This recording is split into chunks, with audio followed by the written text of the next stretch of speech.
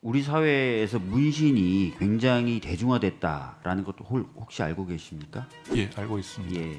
우리 국회에도 보면은 눈썹 문신이라든지 이런 것들을 하신 분들을 흔하게 볼 수 있어요. 국회의원들 중에서도. 혹시 뭐 주변에 판사님들 중에 눈썹 문신을 하신 분들 본 적 없으십니까? 있습니다. 있으시죠? 예. 눈썹 문신 하신 판사분들 같은 경우 불법 시술을 받으신 거잖아요. 그렇게 볼 수 있겠습니다. 그렇죠. 그러니까 이렇게 현실하고 지금 법하고 안 맞는 장면이 계속 연출되고 있는 겁니다. 서울 동부지방법원에서는 이건 불법 의료 행위가 맞다라고 해서 유죄. 그런데 2월에 있었던 청주지방법원 판결에서는 무죄가 나오고 있어요. 판결이 계속 엇갈리고 있다는 거예요. 선진국 중에 문신 행위를 불법 의료 행위로 분류하는 나라는 우리나라밖에 없는 상황이 됐습니다. 정말에 눈썹 문신으로 들어갈 것 같은데. 우리 사회에서 문신이 굉장히 대중화됐다라는 것도 혹시 알고 계십니까? 예, 알고 있습니다. 예. 뭐 정확한 집계는 아닌데 문신을 한 사람이 대략 한 1,300만 명에 이른다고 합니다. 그리고 피부 미용을 포함해서 문신에 종사하시는 분은 35만 명이라고 합니다. 알고 계십니까? 그런 통계 수치는 몰랐습니다. 네. 그러니까 굉장히 많은 분들이 문신을 하고 있고 또 문신업에 종사하고 계신 겁니다. 우리 국회에도 보면은 눈썹 문신이라든지 이런 것들을 하신 분들을 흔하게 볼 수 있어요. 국회의원들 중에서도. 혹시 뭐 주변에 판사님들 중에 눈썹 문신을 하신 분들 본 적 없으십니까? 있습니다. 있으시죠? 예. 예. 근데 비의료인이 하는 이런 눈썹 문신 또는 서화 문신 이런 것들이 다 지금 불법 의료 행위로 간주돼서 처벌받고 있다는 것 알고 계십니까? 예, 문신이 원칙적으로 불법이라는 걸 알고 있습니다. 네. 그러면 아까 보셨다는 주변에 있는 눈썹 문신 하신 판사분들 같은 경우 불법 시술을 받으신 거잖아요. 그렇게 볼 수 있겠습니다. 그렇죠. 그러니까 이렇게 현실하고 지금 법하고 안 맞는 장면이 계속 연출되고 있는 겁니다. 근데 제가 서면 질의를 했습니다. 문신 관련돼서 어떻게 생각하시냐 그랬더니 입법부의 판단을 좀 기다려야 되는 건 아니냐는 취지로 답변하셨어요. 맞죠? 예, 그렇습니다. 예. 근데 이게 워낙 일상화돼 있다 보니까 입법부의 판단을 기다리기 전에 형사사건화 되는 경우가 굉장히 많습니다. 근데 문제는 이 형사사건에 대한 법원의 판단이 엇갈리고 있어요.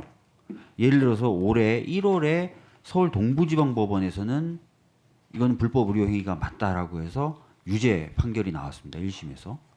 그런데 2월에 있었던 청주지방법원 판결에서는 이건 불법 의료 행위로 보기 어렵다. 더 이상 이런 행위를 불법 의료 행위로 보는 건 어렵다라고 해서 무죄가 나오고 있어요. 그러니까 이런 식으로 하급심에서 지금 판결이 계속 엇갈리고 있다는 거예요.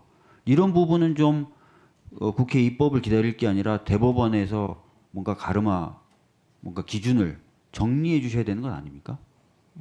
제가 그 판결의 내용은 정확히는 알지 못합니다만 네. 지금 말씀을 들어보다 보니까 그 문진 행위를 정당한 행위로 판단할 수 있는지에 관해서 네. 견해가 좀 달라질 수 있는 것 같습니다. 네. 말씀하신 것처럼 어느 정도의 범위까지 정당한 행위로서 불법 행위는 아니다라고 판단할 것인지에 대해서는 입법을 기다릴 것이 아니라 최종적으로 항소가 되고 상고가 된다면 법원에서 한번은 정리를 해야 될 부분인데 다만 그럼에도 불구하고 그 범위를 아까 좀 전에 말씀하신 것처럼 그 정도의 조금 가볍다고 볼 수 있는 문신에서부터 진짜 온몸을 뒤덮는 문신에 이르기까지 그 범위가 다양할 수 있어서 그런 부분에 대한 검토는 좀 더 필요하지 않은가 싶습니다. 네. 특히 제가 법원의 어떤 판단을 통한 기준 확립을 말씀드린 이유가 있는데요. 대법원에 지금 9건의 사건이 계류 중에 있습니다. 상당히 오랜 동안 결론이 안 나고 있어요. 그런 가운데 지금 하급심에서는 엇갈린 판결들이 나오고 있는 겁니다. 그래서 대법원에서 이 부분에 대한 기준 확립이라든지 이런 것들이 필요하다. 그래서 대법관이 만약에 되신다면 그런 부분에 관심을 가져달라는 취지로 말씀을 드리는 겁니다. 예, 알겠습니다. 거기에 덧붙여서 우리나라와 마찬가지로 법원의 판결에 의해서 문신행위를 불법 의료행위로 분류했던 나라가 있는데 그 나라가 바로 일본이었거든요. 근데 일본은 2020년에 최고재판소가 판례를 변경해서 문신행위를 더 이상 의료행위로 보지 않으면서 불법 의료 행위로 간주돼서 처벌되는 것은 부당하다라고 판결을 내린 바가 있습니다. 혹시 알고 계십니까? 그건 몰랐습니다. 예. 그 판결을 보면은 이런 판단이 나와요. 통상적으로 발생할 수 있는 어떤 의료적 위험 같은 경우, 문신의 경우에 그런 부분 충분히 교육이라든지 행정지도로 예방이 가능하다라는 판단도 좀 나오고요.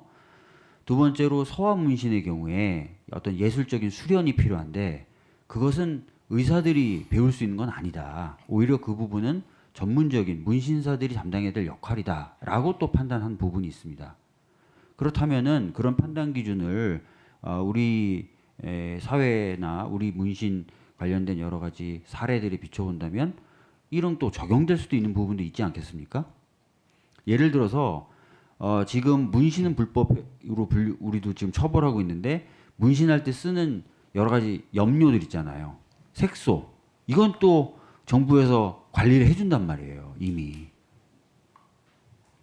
워낙 만연돼 있고 대중화돼 있다 보니까요. 그래서 충분히 이제 행정지도나 이런 것들로 안전 관련된 부분을 통제할 수도 있고 또 아까 말씀드렸던 대로 문신 특히 그림을 그리다거나 글씨를 쓰는 문신 같은 경우 의료인이 그런 걸 배우진 않지 않습니까? 그죠? 그래서 그런 부분에 대한 일본 최고법원의 2020년 판결 이런 것들도 좀 참고해 보실 필요는 있을 거라고 생각됩니다. 그런 부분 다 면밀히 좀 참고하셔가지고 바뀐 상황이라든지 이런 것에 대해서 좀 새로운 기준을 좀 만들 필요가 있다라는 제 의견에 대해서는 어떻게 생각하십니까? 예, 대부분의 그 정도의 사건이 있다는 건 제가 모르고 있었는데 아마 여러 건의 사건이 계류되어서 진행 중이라면 지금 위원님께서 말씀하신 그런 여러 가지 사정들을 충분히 검토하고 있는 단계가 아닌가 싶습니다. 네. 저도 충분히 잘 살펴보도록 하겠습니다. 아까 말씀드렸던 대로 타투를 한 인구가 1,300만 명이고요. 우리 국회의원들도 눈썹 문신 이런 거 많이 합니다. 그리고 말씀하셨던 것처럼 판사분들 중에도 아마 그런 거 하신 분들이 있을 것이고 보신 적도 있다고 얘기하셨어요. 이제 이 부분을 더 늦추고 이렇게 하는 것보다는 저는 전향적인 판단 또 입법부의 어떤 입법적인 노력 이런 것들이 있어야 된다고 생각을 하고요. 아까 말씀드렸던 대로 일본의 경우 우리와 궤를 같이 하는 판결이 있었고 그것에 따라서 처벌하는 관례들을 이어오다가 최근 입장을 바꿨고 그 결과 현재 세계 유수의 선진국 중에 문신행위를 불법 의료행위로 분류하는 나라는 우리나라밖에 없는 상황이 됐습니다. 그래서 이런 부분까지도 좀 면밀히 좀 검토하셔서 전향적인 판결이 이루어질 수 있도록 노력해 주셨으면 좋겠습니다. 예, 구체적인 사건을 검토하는 상황이 된다면 지금 말씀하신 취지를 충분히 고려하겠습니다. 박수가 조만간에 눈썹 문신으로 들어갈 것 같아요. 예, 감사합니다. 예.